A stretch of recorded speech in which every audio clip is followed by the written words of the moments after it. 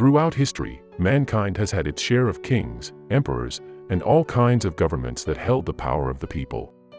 However, why only less than 1% of all the inhabitants of the earth who have ever lived could benefit from all that this land has to offer?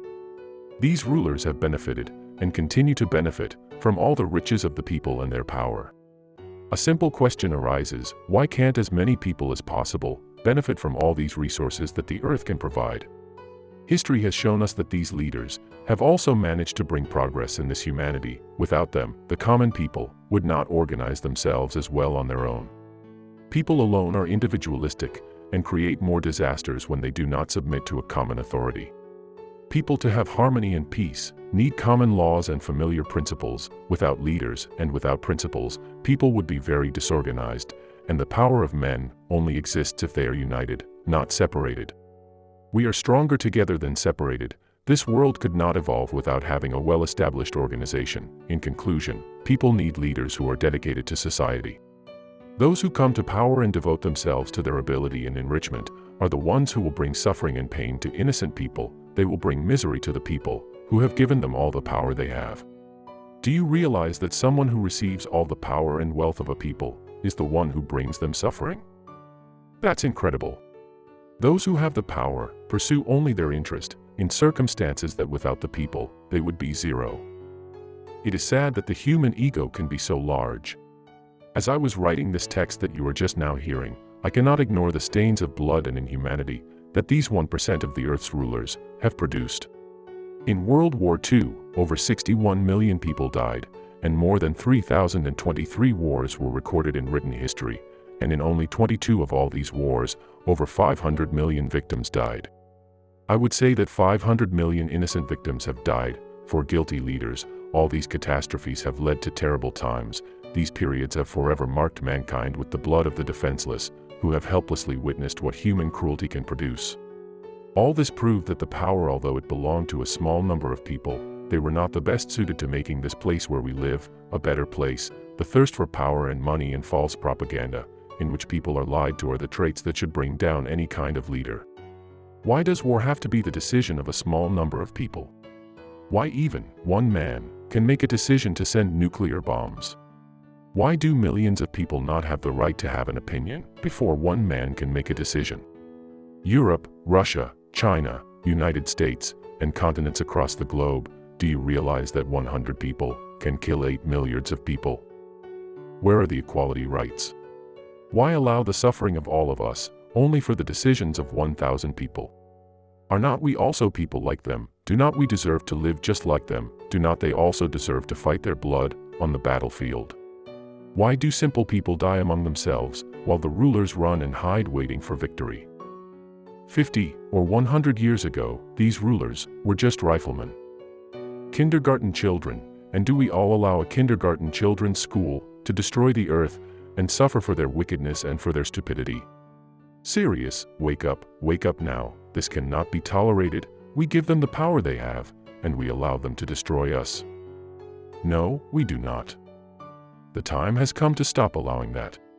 We have to fight when our life is not their priority. We give them strength to help us to have a better life, not to kill us. Wake up. I was laughing with a friend as I told him how idiotic people are. They fight like morons among themselves. The rulers fight among themselves. The countries fight each other. The simple people fight among themselves. The conclusion: it's all a silly fight with no real meaning. In the animal world, animals fight among themselves for food, for dominance, and for females. If we draw a line, we see that humans are not very different from animals, but only deeper in these fights. Big men are fighting for the power of the people, for money, as well as for domination. At the level of small and simple people, we see an even more similar struggle to that of the animal world. They fight each other for a parking space. Sometimes they fight for dominance, which is cooler and stronger, or how I was laughing with my friend, they're battling to prove which is more stupid. Men take to battle with other men for the woman who is unfaithful to them, and that is a big demonstration of weakness and lack of control. If the woman is unfaithful to you, in vain you fight with the lover. Open your eyes, the problem is with the woman. If you're fighting this man, you have a problem too. May her lover be your brother. But a champion's solution will always be to give up both of them, both that fake friend and the woman who betrayed your trust. Vengeance will never make you a man. Only the power to give up what you love will make you a real man. Somehow human intelligence has not been able to pass this level of human struggles for the insignificant and petty things of an animal nature. Although the question of this clip is, what is the difference between people? Sometimes my friend and I cannot see the difference between specific people and animals, which is really sad.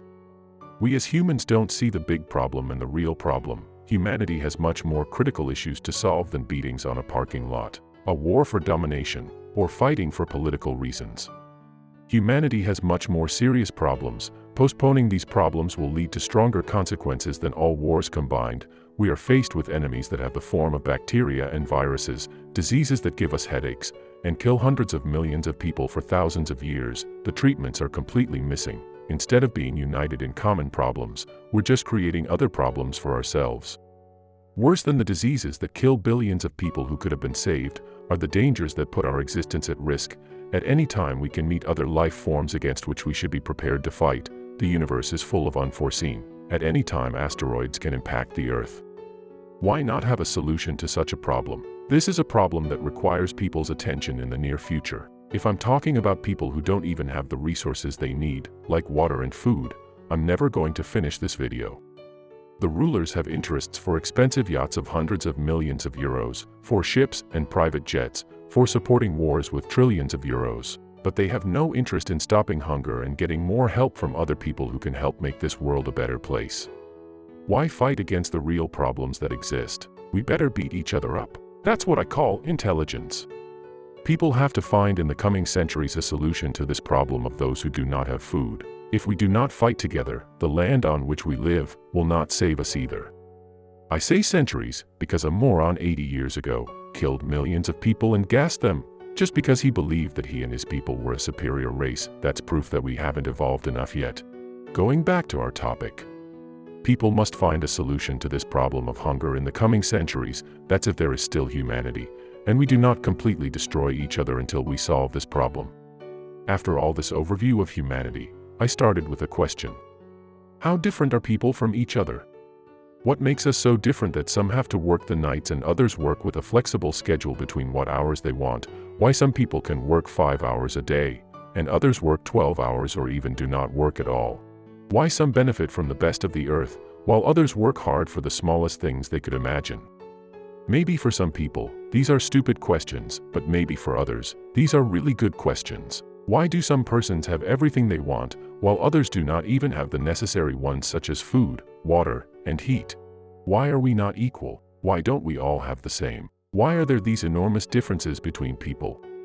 Someone works for a month for 300 euros, while others have several tens of thousands or even millions. So, are we different or not? If, for example, James makes 1,000 times more money than Robert, does that mean that he is above Robert? Some people would firmly say that James is much better than Robert, because he makes a lot of money, but money is not a fair standard of comparison. People who are born poor would have no chance of a normal life compared to those who are born rich. The poor would lead a life of torment, just because they were born poor. That would not be fair. Even, it would be silly, because the world is not really equal. If you look around you on this earth, it is clear that there is no equality between us. Everyone has as much as they can and everyone does what they want.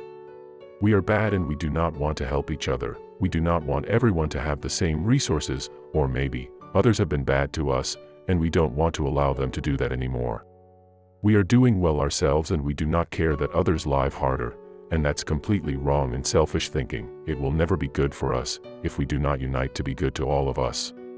Just united will be good for us. We have to be kind to each other, no matter how much money we have. We must also be kind to those who have less than us. We have to be kind to each other, no matter how we look, and no matter what status we have in society. Here's a secret why some have more and others do not. In this world, the more value you give to society, the more value society returns you, through a better salary, higher company revenues, and so on. The more we give to society, society will provide us with more resources. If you help 1 million people, 1 million people will help you. That's how things work, whether you accept it or not. Maybe we have come to an answer, in which some would say that the differences between us are given by the material things and by our appearance or culture. but for me this answer is not enough. I keep thinking about how different we are, that some sacrifice their lives and others benefit from all that life has to offer. I was talking to someone who told me that nowadays it's all about money. Money is what makes people distinguish themselves by social classes. If you have money, you climb into social classes and surround yourself with people who can lift you up even more. When you do not have value around you, valuable people will bypass you. Yeah, it is really sad, but unfortunately, that's how the society works. Some say that we differentiate ourselves from each other by the material things we manage to gain in life, by color, by our efforts, and by the status we manage to achieve in society. But these are just the differences that people make between them. That doesn't mean anything. It's just an evidence of stupidity. It doesn't matter the color you have. It doesn't matter how much money you have. It doesn't matter who your family is. If your family is a royal family, that doesn't make you above other people. We are equal to each other. But who created these differences between people? Over the years, there have always been wealthier people and poorer people. No matter how many generations passed, man's thirst for power remained. The nature of the selfish man remained, and man has always wanted power. He wanted to be above other people. History has confirmed all these egocentric desires. Those who created these differences between people are the people themselves. The nature of man created the differences between people. The Bible has a verse that sums up a lot of things. Love your human neighbors. We are genetically similar, and the real differences are not given by society's standards. The differences that exist between us are even simpler than that. They are insignificant. It sounds very strange, but although we dress differently, we have different preferences, we are richer and poorer, we are the same. We are brothers, we are sisters, we are one and the same. In essence, we are the same, but we choose to differentiate ourselves from each other by social statuses or wealth. But the value of a man is not given only by money. We are so blind that we differentiate ourselves even for appearance, as if that really mattered. If you have dark skin or if you are white, what stupidity. We are people, not colors. As a conclusion to the question of the title, how different are people from each other? The answer is very simple. We are no different from each other. The difference is only in our heads. Keeps the character, and do not forget, live noble. If you need quality services for your business like video editors, a translator, a voiceover, or a logo, I recommend Fiverr Business. You have access to see how used those services are, what prices they have, and how useful they have been for other people. And most importantly, you have thousands of services for a lot of domains. Everything related to graphics design, writing, translations, digital marketing, programming and tech, data analytics, and video editing, even business services, market research. The links are in the description. Even if you do not need a service, Fiverr is the solution. And when you want to learn through courses already tested and tried by thousands of people, you have courses on any field. The links are in the description. This channel without your help would not be possible. Even a like and a comment help this content. I also highly recommend the services offered by Mentos, Epidemic Sounds and Fiverr. More information and links you can find in description.